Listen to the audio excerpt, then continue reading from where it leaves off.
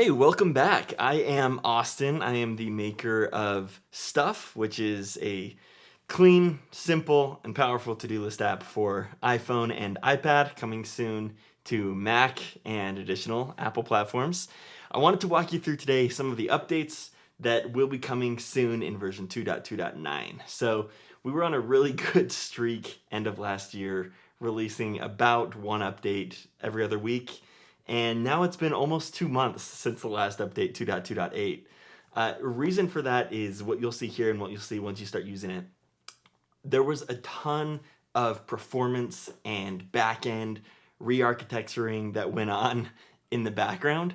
And the reason for that is because I'm getting ready for the Mac app. So whereas some of the performance issues you may not have noticed on iPhone, you would really notice them on Mac, where you expect things to be really snappy and you're clicking through things on the sidebar. You notice it on iPad a little bit more, and it really was an issue if you started having more than a few hundred tasks. So for me, for example, I had over 2,000 tasks, and still do, that are active tasks able to just be accomplished at any time, or in the future in some day, or just planned for some point in the future. So it really got to the point where it was, some views in Stuff were really unusable for me, but that's all fixed now. So I've completely re-architected the way that all your data works in the background. But that's the reason this has taken so long. And again, it's the thing that's going to really get us ready for the Mac app. And that was a major hurdle that I knew I wanted to cross before we did get the Mac app out. So I'm feeling really good now that that's done. If you remember in one of the last announcements, I just became a dad. So I've had some additional time in some ways, but less time in other ways. A lot of my work is done at hours that I typically wasn't working on Stuff. While all of those performance things were being updated and I was completely re-architecting a bunch of the back end, I was also working on other little features to Stuff, because that's kind of what gets me excited about Stuff. That's the thing that I enjoy working on. So that 2 months has provided me a lot of time to add in features that I've wanted to have for a long time, and also some features that were prerequisites to the Mac app. So things that, I felt that the Mac app had to have once that does come out. And so I've just added them to the iPad and iPhone ahead of time, so that once we do get Mac, we'll be ready.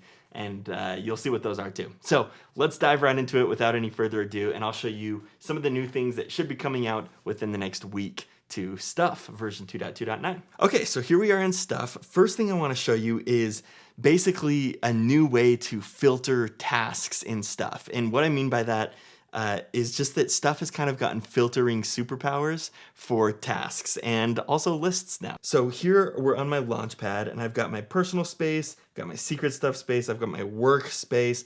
And so these are always showing at all times, which sometimes makes it kind of difficult to balance. If I'm trying to focus in like a certain area, like work, for example, I still have all of these other things showing. So now you can filter on your Launchpad. So what I've done is I've just assigned a personal tag to my personal space and a work tag to my workspace. I would recommend you doing the same thing, since those tasks cascade all the way down to your tasks as well. So it makes it so that you're able to filter tasks more easily in different views without assigning tags to all of your specific tasks.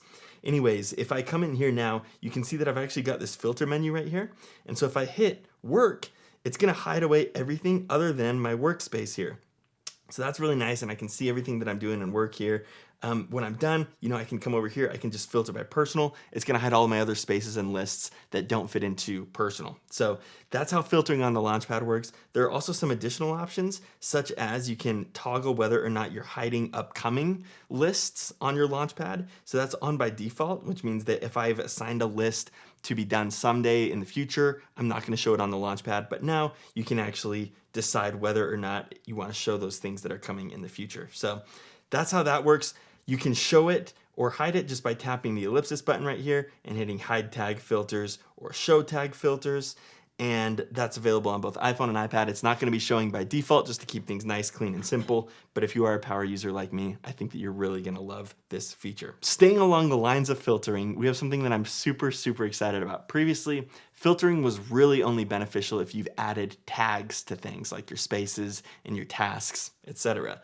Now, filtering is really smart to take into account detection of data types within your tasks. So what does that mean? All right, great, let me show you. Okay, I'm in my personal space here. So you can see that in my personal space, I've got all these different tags. I've got exercise, I need to do some exercise stuff. I've got photography tasks. And so those are all tagged like that because I've actually tagged those tasks with those tags. So that's the reason I'm able to filter by those. So if you look closely on the video here, next to all of these tag filters, I actually have a phone and a little Explorer compass right here. So what do those things mean? Are those tags that I've created? Good question. So if I go into exercise here, for example, I have my data type here. Within my exercise routine, I've got this website tagged, coolexercisesgreat.com. So now in my personal space, I have this little icon right here that is a website icon and stuff. So if I tap that, it's automatically going to filter my entire space by anything that has a website tagged in the task. So same thing happens with this phone icon, right? If I tap that, it's automatically going to show me all of my tasks that have a phone number attached so that I can easily call that person.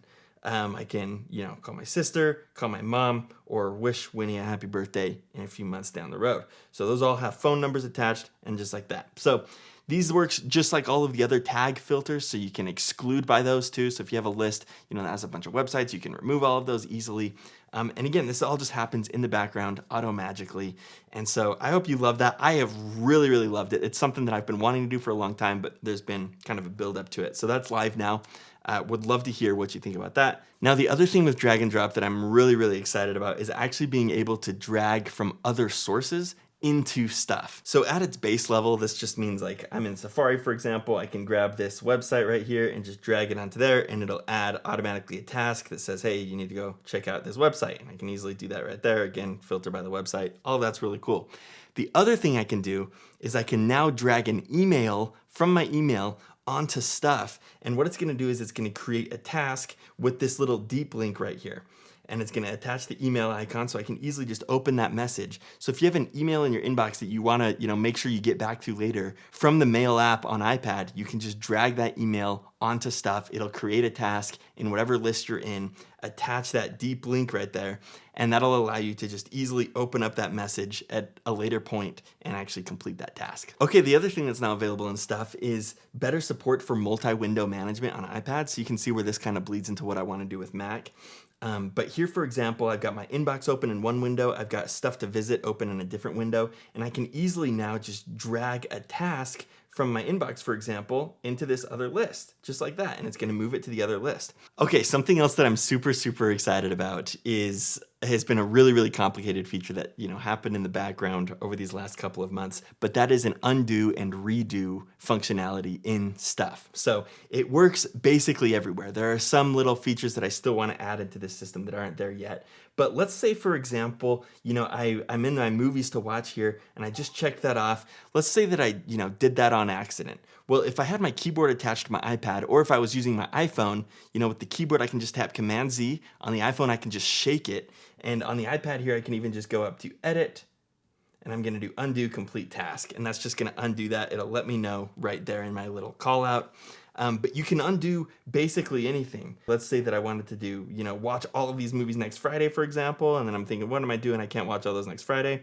Easily undo that.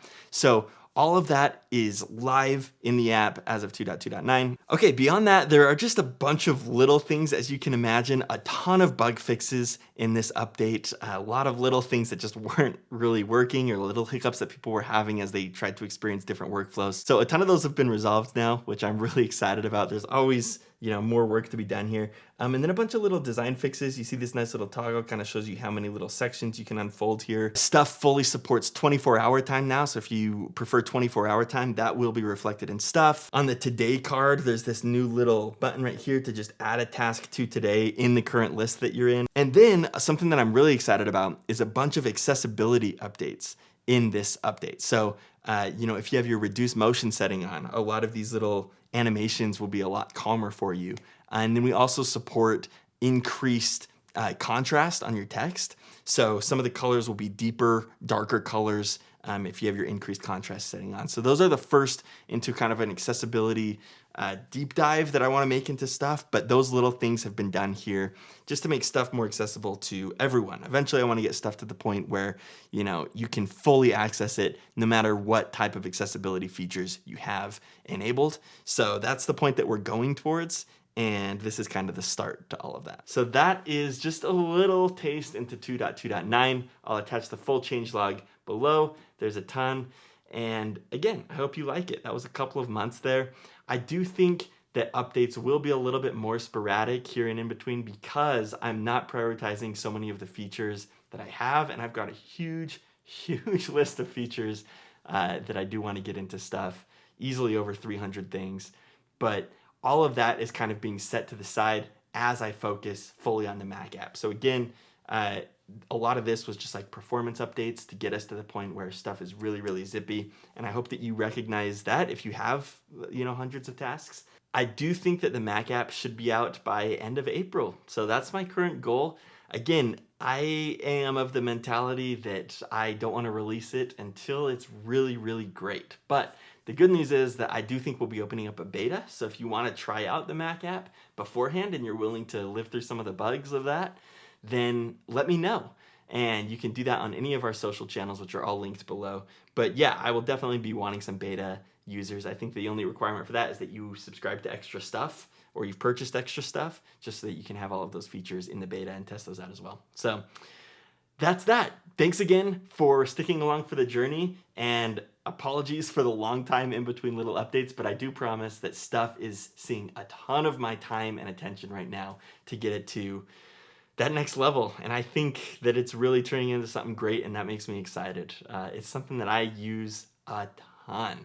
And so it's cool to hear how you've used it. I've gotten some really awesome emails. If you're liking it, you know, shoot me an email and let me know how you're using it, because it's my favorite thing to read about. So thanks again. I'll talk to you soon.